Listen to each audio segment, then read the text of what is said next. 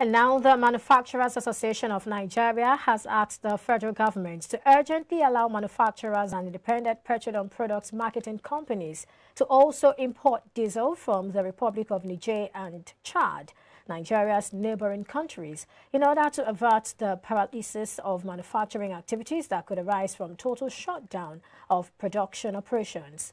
The demand by the manufacturers is contained in a press statement issued by the Director General of MAN, Mr. Segun Ajayi Kadir, pointing out that Nigerian manufacturers are worried about the implications of the over 200% increase in the price of diesel on the manufacturing sector.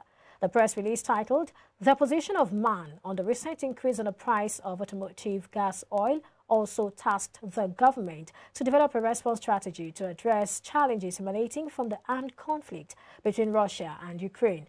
Well, that's our next talking point, and for further analysis, we're joined by Usman Imana, the CEO of Friska Farms Limited. Thanks for joining us, Mr. Usman Imana. Good morning. Thanks for joining us. Thank you for having me. Thank you for having me. All right. So very quickly, let's dive into this. The Manufacturers Association of Nigeria are actually asking the federal government to give them licenses so they can, also start importing diesel by themselves. What do you make of this particular statement? Is it a viable solution? Well, it's not necessarily about the viability, but it's the reality of on ground. The truth is, desperate times require desperate responses. It shouldn't have gotten to this. But manufacturers have invested a lot in their systems, invested a lot in factory, in raw materials, in building the market. So much has been put into this business, is that we cannot allow ourselves to be held ransom by supply chain challenges from the government's end. So it is not the best, it is not the ideal, but it is required now because manufacturers need to do what they need to do to stay alive. All right, now help us understand how much of a problem the hike in diesel has actually been and probably its ripple effects on production and productivity. I see you already started that conversation in that, and I would like you to continue. So maybe watchers or outsiders can also understand the situation and what manufacturers, producers, business owners are actually going through, at this point in time. Okay, so I mean, my conversation is skewed towards that area because it is my reality. I'm also a manufacturer. So people only see the problem from one side, from the side that affects them. But diesel or fuel or power as a whole is integral to any manufacturing concern, especially in Nigeria. It would have been less if we had proper power infrastructure. But the fact that, we need this same diesel to, for the lack of a better choice of words, to substitute for power, even though we are not, even though the regular power is the substitute and the diesel is the mainstay. But how do you substitute? We need this diesel to substitute power. So let me start from the beginning. First of all, manufacturers in most cases have to buy raw materials. Most of these raw materials are not grown in the factory. They are grown in different parts of the country. And these raw materials have to be, because they come in a tonnage, they have to come in heavy-duty trucks that run mainly on diesel. Now, when the price of diesel increases, it affects the cost of raw material. That's one. But when diesel is not even available, it cuts the supply chain totally. So you are not even able to bring in raw materials to carry on your business. And the way factories run if a factory is not run optimally, you are running at a loss because you already have staff that you have to pay. You have, there are systems that you've put in place that you are paying more like it's like a subscription payment. So whether or not you are manufacturing or not, you are spending that money. And when you don't produce, you are losing money because your customers that should have paid you money would not pay you money. So that's just this is just on the transportation side. Now, a lot of these farms, some of these farms need diesel to even run irrigation systems so that they can grow properly. They can grow their crops properly. So it affects, overall, it affects the cost of raw materials. then if you have managed to incur that cost to bring the raw materials to your factory, then the cost of production either increases or you are shutting down as a whole. Remember, there are two things here. It's either the diesel is not available or it is available at a very high price. So if it's available at a high price, then you even have the luxury of increasing your price and transferring the costs to the customer. But if it's not available, you are forced to shut down and you are losing money. So either ways, it's like you're between the devil and deep blue sea. So the first is transportation of raw materials. The second is production. Then it comes to moving the finished products from your factory to distributors. Increase in diesel price will also have an impact on the cost in that chain, right? Then you have different people in the value chain that depend on diesel to supply things for you. So I'll use myself, for instance. We have printers that print the packs that we use for packaging our products. The increase in price of diesel also impacts the cost of the packs. So it's not just raw materials, it's not just production costs, it also has to do with the value chain. You understand? And the logistic company that picks these products and takes it to the distributors in different parts of the country is also impacted by the price of diesel. So it's multifaceted. You can't just look at it from one side. So that's why I wouldn't blame the Manufacturers Association of Nigeria 100% because they are feeling the pain from all angles. Many people just feel the impact of increase in diesel price or assets of diesel in terms of power. But it's not just there. There are so many. I'm just touching the surface here based on my own reality. But if you speak to other manufacturers, you'd realize that there are different. The impact is immense. All right, let me take you on this. You said something earlier. You were talking about the fact that even diesel itself is an alternative. That shouldn't be the case. We should have power. Is that correct? Well, I'll speak for myself. Again, I don't want to, because we really need to be careful about these things. Absolutely. I'm with you on that. I know. So in my own factory and a couple of friends that are manufacturers that I know, they do not get up to 5 hours power a day. I know that I don't, in most cases, we can go for like 2 weeks without, regular power from PHCN. So when we plan our production, we plan with 100% diesel. So when we get regular power is an added advantage.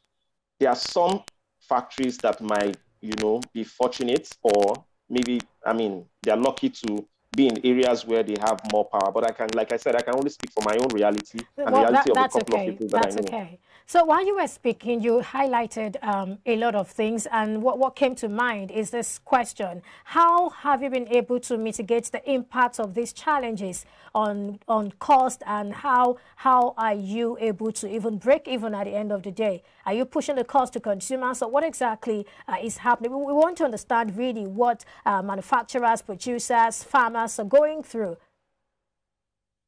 So at the end of it all, the customer.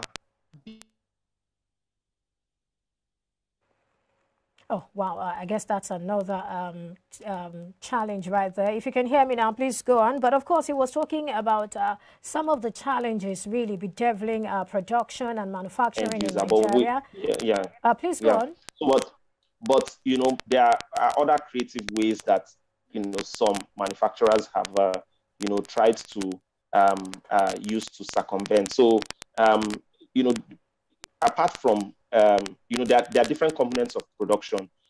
For instance, there's the power part, there's heating, and also if, for instance, you are depending on diesel for 100% energy, for the 100% energy need for your factory. I know of some factories that have looked for alternatives for heating, for instance. I don't want to go in depth, but so diesel for electricity and diesel for heating. We have found a way to find an alternative for heating, and that is not diesel. That has helped. Sometimes manufacturers also review the incentive structures for their distributors. There are different areas where you try to cut costs, but eventually, ultimately, at the end of the day, the end customer still has to, absorb some of these costs that you've incurred. All right, still talking about the energy challenge. Some analysts believe that, what man is talking about, maybe asking for license for production, asking for license for importing shouldn't be the case. Rather, they should be asking for a license for production, modular refineries, and not importation. For them, they are saying Nigeria is an oil-producing company and we shouldn't be talking about importation. What are your thoughts? They are correct in their own right, but as analysts. I can barely hear you, but if I get you correctly, you were talking about the fact that, well, it's their thoughts and they are entitled to it. And of course, they are right based on the perspective from which they are speaking. If you can hear me, please go on. Please go ahead. You manufacture 24 hours a day. So I think that, it makes sense for them to say that, what we should be talking about is modular refinery, because at the end of the day, that is the best option for us. But if you are looking at a stopgap now, because we cannot wait until these things come into place. The private refinery that is currently being set up today, we know how many years it has taken. You don't just set up much modular refineries in 24 hours. So for the short term, importation might be the realistic thing to do. But for long-term planning, yes, modular refineries is the way to go.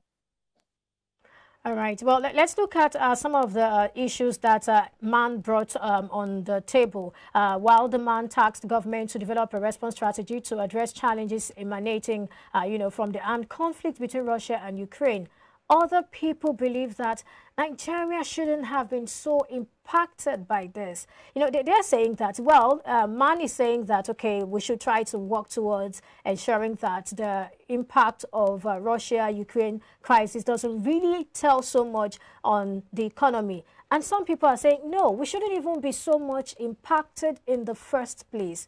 What do you think about this? Ideally, if we had done what we needed to do, the impact would have been minimal. No country lives in isolation. There's no country that is an island.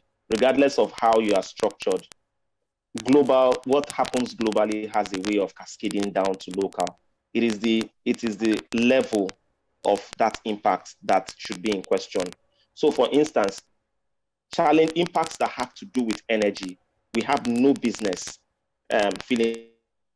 But there are things like, for instance, wheat that grows, the type of wheat that is used for flour that grows best in temperate regions.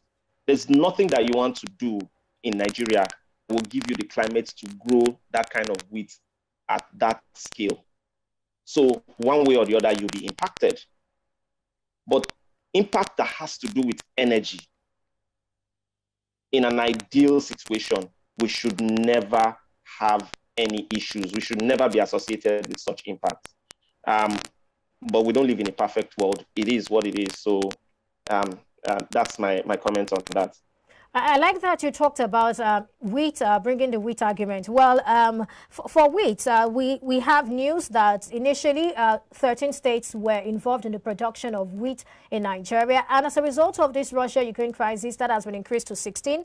And not only that, about 130,000 to 150,000 hectares of land has also been provided to commodity farmers so that they can also increase production of wheat in Nigeria. And also the FMARD, that's the Federal Ministry of Agriculture and Rural Development, has also supplied seeds, some seeds, special kind of seeds really, that are resistant to heat. This has also been supplied to wheat farmers. Do you think this can, or how long can this go in, probably solving the situation or seeing that we are better able to manage the situation?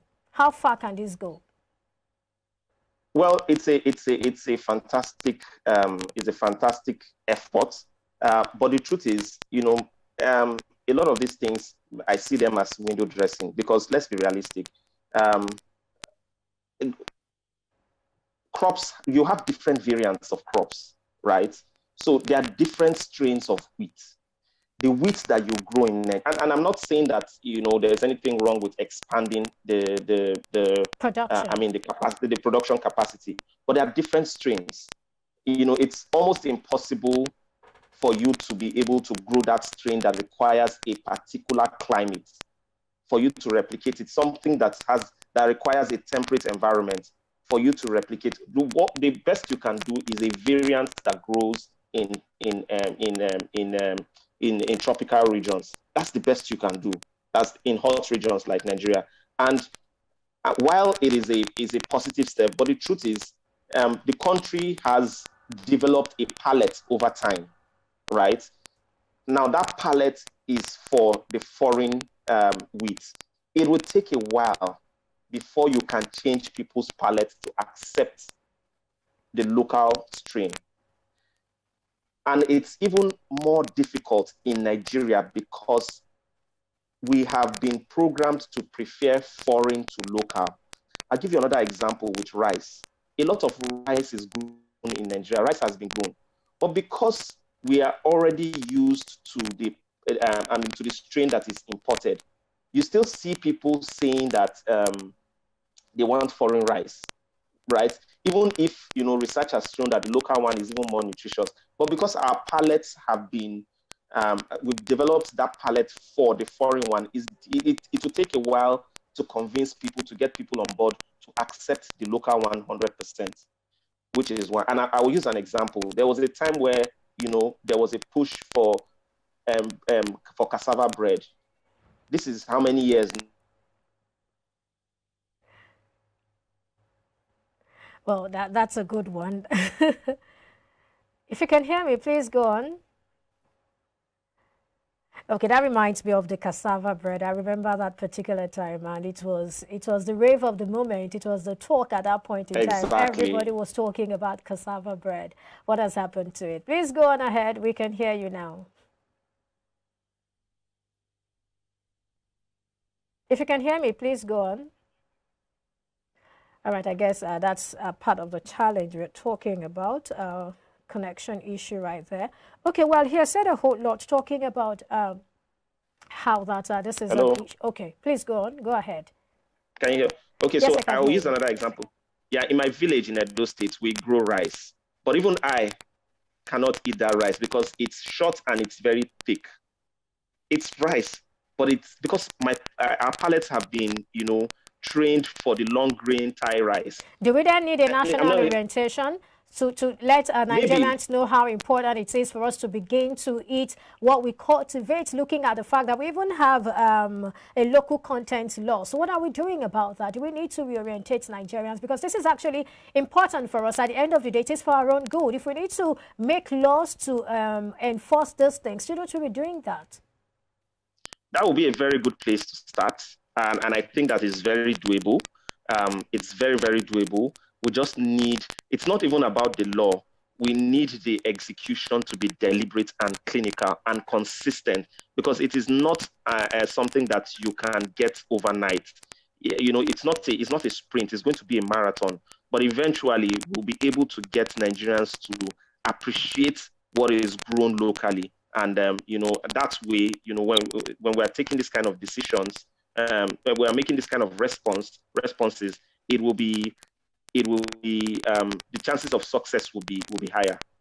All right. Now, what do you think we can do as a nation to strengthen our economic absorbers from external shocks? Because part of the reason we're talking about this is because of an external shock. So what can we do to strengthen our economic absorbers? So by external shocks, I'm assuming that you mean impacts from things that happen externally, that's internationally. So the easy way to go about it would be to say, okay, shut the borders and make sure that, you know, where we use we use things locally. But I would not advise that we do that. I think that what we can do at the minimum is to make sure that we make it slightly difficult for things that we can produce locally to come in. There's no country in the world that can sort out its needs 100%. So if we can do an audit of things that we can produce locally, right, and make it difficult for the alternatives, foreign alternatives to come in, that's one step. And then we identify players in that field, because it's one thing to be able to produce locally, and it's another thing to be able to produce at scale. 200 million people is not a joke. So we identify the players and see how we can give them juice to fly. By juice to fly, I mean help them to scale properly so that they can meet the local demand. I believe that if we can feed ourselves as a nation, if we can take care of 60% of our consumption need locally, it will have a huge impact on our dependence on foreign exchange. Because in my opinion, things like dollar prices, for instance, is a demand and supply thing. I might be wrong, but that's how I feel. The more we need the dollars to bring in things into our country, the more leverage that the dollar has on the naira. I mean, so if we can take care of food, and we can take care of, so the two heavy hitters, food and energy. If we can take care of food, if we can take care of energy, the private refinery that is coming in, we find a way to end importation of fuel and find a way of, not subsidy per se, but making it possible for that refinery to sell at a price that would not cause inflation. And there are different ways to go about it. It doesn't have to be subsidy. Crude can be sold in naira. The crude can be subsidized to local refineries so that they can sell at a price to Nigerians. And if they have to export, they pay a tax that returns that subsidy so that it is Nigerians that benefit from that subsidy. I think that's a good one. If I allow you, I'm sure you have a whole lot of answers to that particular question. But very quickly, this one is targeted at manufacturers, producers, and business owners. Now, businesses are beginning to talk about already being battered with multiple taxes, poor access to foreign exchange, and it's now coupled with over 200% increase in price of diesel. Now, shouldn't we be looking at measures to reduce the impact of this on businesses? Maybe some sort of relief or creating more enabling business climate for these businesses to thrive. I think you started saying something that probably is in this line. I'd like you to continue. Okay, so yes, I mean, the challenges are immense. But I mean, for me, I don't like knee-jerk approaches, right? So giving relief, while in terms of grants and all, while is a good idea, but if the systems are not in place, it will just be like you pouring water into a basket, because the businesses will get the relief and they will spend it on the things that are weighing them down. So for me, I would say there are a couple of things that, and I always like to speak from my own reality, because while we might have a general problem, different people feel these things at different degrees. So for instance, things like taxation and all from government, right? It needs to be government agencies that come to your factory. There needs to be, I would like a situation where everything, you can go on a portal and see everything that you are supposed to pay, all the fees that you're supposed to pay as a manufacturer, and you can do it online, because people, I don't think that it is the agencies from the government. I don't think that is the fees that they come for that is the problem. But the fact that it comes haphazardly, you don't know who. Two people can come from one agency. They just come and mark your fence or do stuff like that. But if there is a central repository where we can see everything that you are supposed to pay, and you can do it at a click of a mouse, that would help. All right. Then thank you so much. Thank you so much for your thoughts. We definitely enjoyed this conversation with you, and I know that you have a whole lot to still share, but we have to end it at this point. Thanks for being a part of the conversation today. I'm really, I feel honored to have been on the program, and I'm really grateful for being given the opportunity. All right, we've been speaking with Usman Imana, the CEO of Friska Farms Limited. We'll take a break now, and when we come back, Lagos Ogun residents lament losses worth millions of naira to flood. They also task government to address the menace. But that's our next talking point. Stay with us. We'll be right back.